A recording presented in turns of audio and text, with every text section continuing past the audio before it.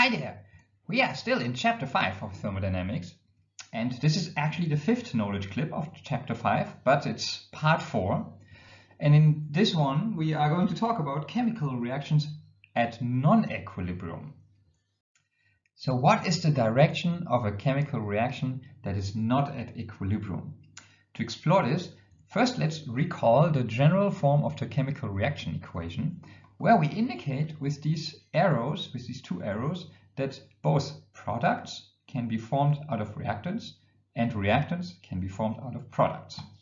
So at equilibrium, we found that there is this equation for the equilibrium constant K that only depends on the free energy at standard conditions, the free energy change at standard conditions. So at non-equilibrium, on the other hand, we have to go a step back in our derivation that we had in the knowledge clip number 3 and consider again the slope of the free energy with respect to the reaction progress parameter, squiggle I called it.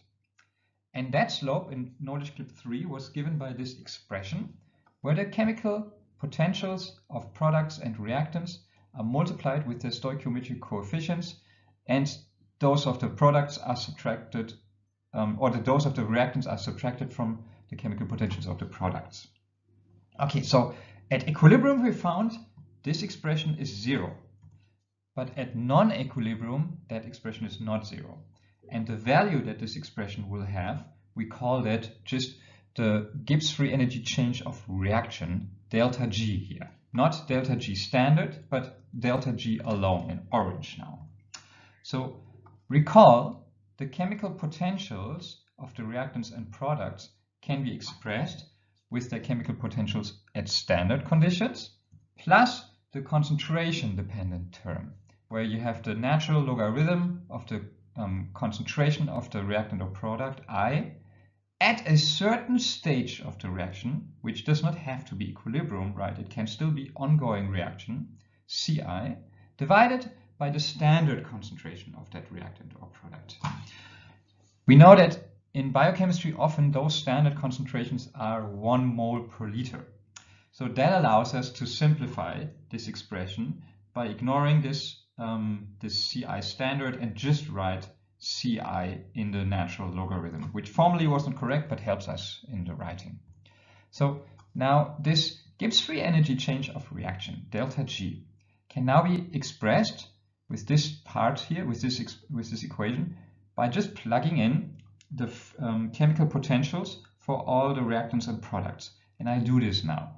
First, I take the standard chemical potential of here, in this example, product C, and multiply it with the stoichiometric coefficient. And I do this also for the remaining terms, such as the chemical potential of product D and reactants A and B.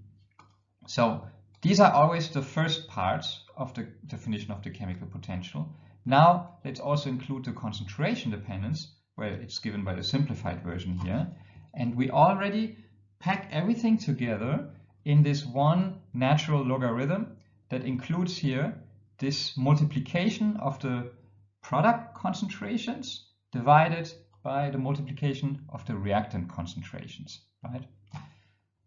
And I call this now, by the way, the observed concentrations, because those are the non-equilibrium concentrations. Those are the concentrations that are still evolving to reach their equilibrium. And that's why I put in the index OBS for observed. The first part of this expression with the standard chemical potentials is just the standard free energy change of reaction, as we've seen in knowledge clip number 3.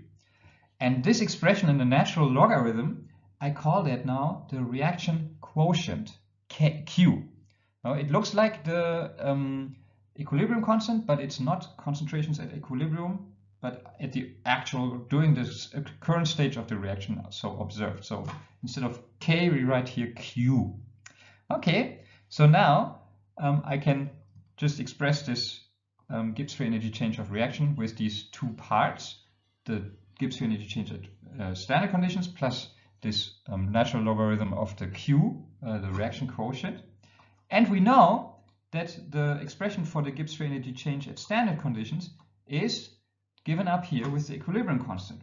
So just plugging that in, right, as you see here, I just plugged that in, plus the reaction quotient term, and now I can combine the two natural logarithms again into one expression that gives us now the value for the Gibbs free energy of reaction for any current ongoing reaction quotient being not at equilibrium.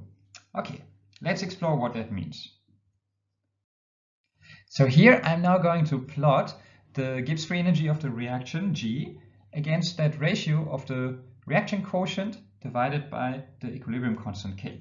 Recall, the meaning of the reaction quotient is the multiplication of the product concentrations divided by the multiplication of the reactant concentrations at the current state of the reaction being observed, like as if when we measure the concentrations, for instance, during the ongoing reaction. On the other hand, the equilibrium constant K is composed of the values of the product concentrations and reactant concentrations at equilibrium, right? So this ratio of Q over K, I plotted now over orders of magnitude, meaning at values that are smaller than 1 and others that are larger than 1. And that curve has again this typical U-shaped, so where we have a minimum here and a region of negative and a region of positive slope. So that slope is actually the Gibbs free energy change of the reaction, delta G, which is given by this equation here. So on the left here of this U, the slope is negative, so delta G is smaller than 0. So that means for values of the ratio of Q over K being smaller than 1, the reaction is still proceeding towards products because delta G is negative, right? On the other hand, on the right shoulder of this U-shaped curve, the slope delta G is larger than 0, it's positive. That means in regions where Q over K is larger than 1, the reaction proceeds back towards reactants actually, because delta G is larger than 0. Only here in the minimum we do have delta G equal to 0, and that happens when the ratio of Q over K is 1. Well, that makes sense. Then Q equals to K, which is the equilibrium state.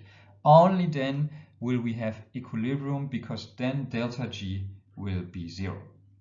That's it for this knowledge clip.